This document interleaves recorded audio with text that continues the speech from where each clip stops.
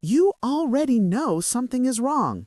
Not with the world, with you, with the life you're building, with the version of yourself you perform every single morning when you wake up and do the exact same thing you did yesterday.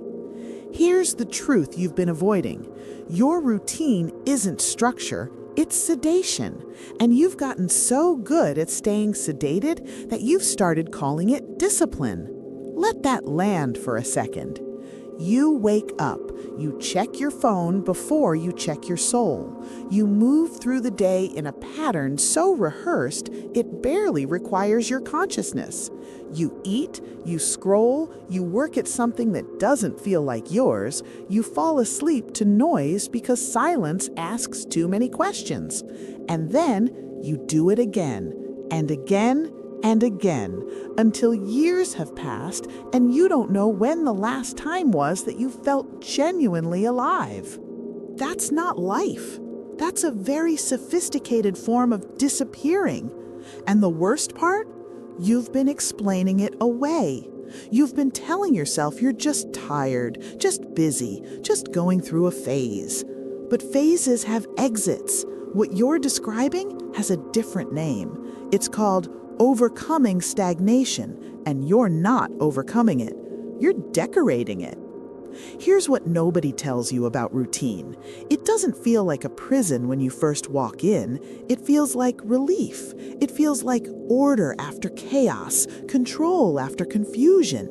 The bars don't appear on day one. They appear quietly, slowly, one comfortable choice at a time, until one day you reach for something real, a dream, an honest conversation with yourself, a version of your life that actually belongs to you, and your hand hits something cold and hard, and you realize the cage didn't appear around you. You built it, brick by brick, using your own fear as mortar.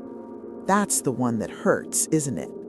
Now let's talk about what you do when something starts to feel real, when an idea sparks in you that feels dangerous. Not dangerous like reckless, but dangerous like it might actually matter.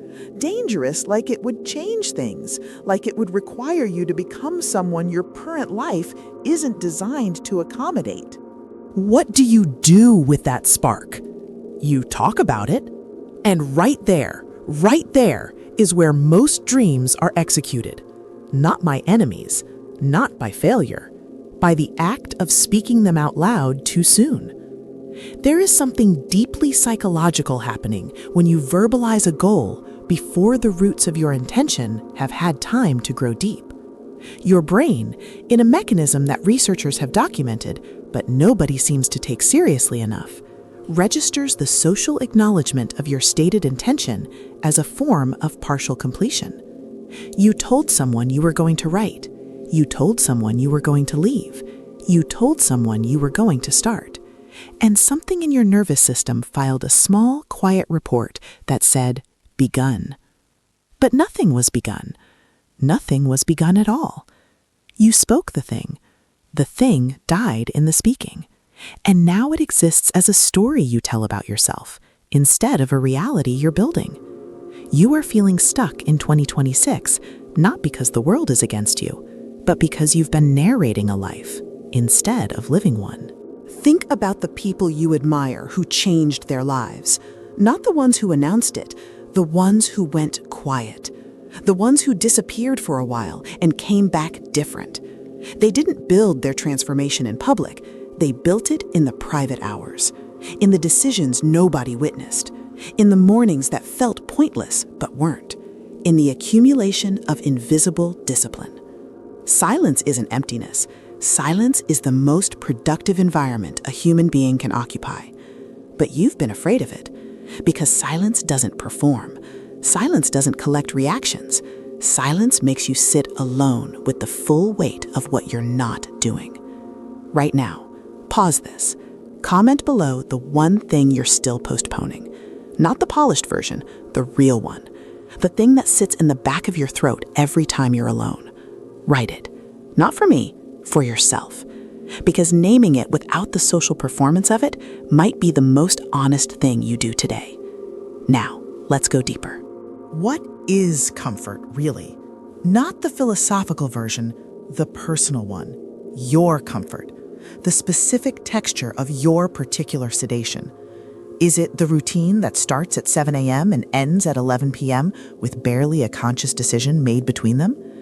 Is it the relationship that fits like old furniture, familiar, functional, and slowly making you invisible? Is it the career that pays enough to stay, but not enough to stop resenting?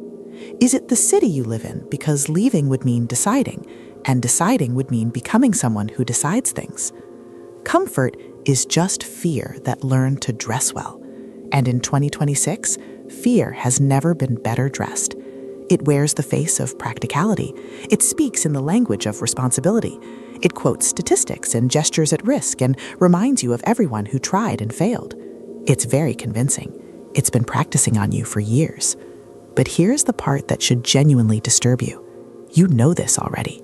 You know the difference between genuine rest and avoidance wearing rest's clothes. You know the difference between patience and paralysis. You know when you're thinking through a decision and when you're using thinking as a substitute for movement. The psychological discomfort you feel watching this isn't coming from new information. It's coming from recognition. And recognition is a very specific kind of pain because it can't be argued with. You can argue with advice. You can dismiss statistics. You can ignore other people's stories. But you cannot argue with the part of yourself that already knows. And that part of you, the part that knows, it's tired. It's not tired of trying. It's tired of being ignored. It's tired of watching you negotiate with yourself every morning about what you're going to do with your life, as if the answer hasn't been sitting in the same place for 3 years. This is what break routine motivation looks like when it's honest. It's not a strategy. It's not a new morning ritual or a better productivity system. It's the moment you stop treating your own deepest instincts as suggestions and start treating them as instructions. It's the moment you stop building a schedule around the life you're tolerating and start building one around the life your silence keeps pointing you toward. There's a version of you reading this who has been using philosophical motivation tips as a form of sophisticated procrastination. You watch, you feel something shift, you say, "I needed this," and then you go back. Because watching someone describe your prison in accurate detail isn't the same as deciding to leave it. Insight without action is just more furniture in the same room. The philosophical motivation for 2026 isn't a quote. It's a question you have to hold in your chest without flinching. What are you preserving yourself for? Not what are you working toward, not what do you want. What are you preserving yourself for? Because that's what your routine is doing. It's preserving you, keeping you intact, unrisked, unexhausted by anything that might crack you open. It's keeping you alive in the narrowest possible definition of that word. And the cruelest thing about a preserved life is how long it can last. You can do this for decades. The world will call you stable. People will point at your consistency and call it strength. And inside, in the place you only visit at 2 a.m. when the noise finally stops, you'll know exactly what the preservation cost you. Some of you will leave now and do something real, something small and unwitnessed and completely yours. You won't post about it. You won't tell anyone. You'll just begin, quietly, in the direction of the life you stopped letting yourself want. And some of you will keep waiting for the right moment, for the fear to go away, for someone to guarantee the outcome before you're willing to risk the input. The fear doesn't go away. That's not how it works. You don't wait until you're not afraid to move. You move afraid. You move with the full weight of your uncertainty and your unresolved questions and your complete inability to predict what happens next. You move anyway, because the alternative is already something you know too well. Subscribe only if you're ready to stop tolerating the version of yourself you've been settling for. More raw truths are waiting. And before you close, sit with the real question, not the motivational one, the haunting one. If nothing changes, not the world, not your circumstances, not the people around you, but only you, only the private decisions you make in the hours nobody sees, who do you become in 5 years? You already know the answer. The only question is whether you can live with it.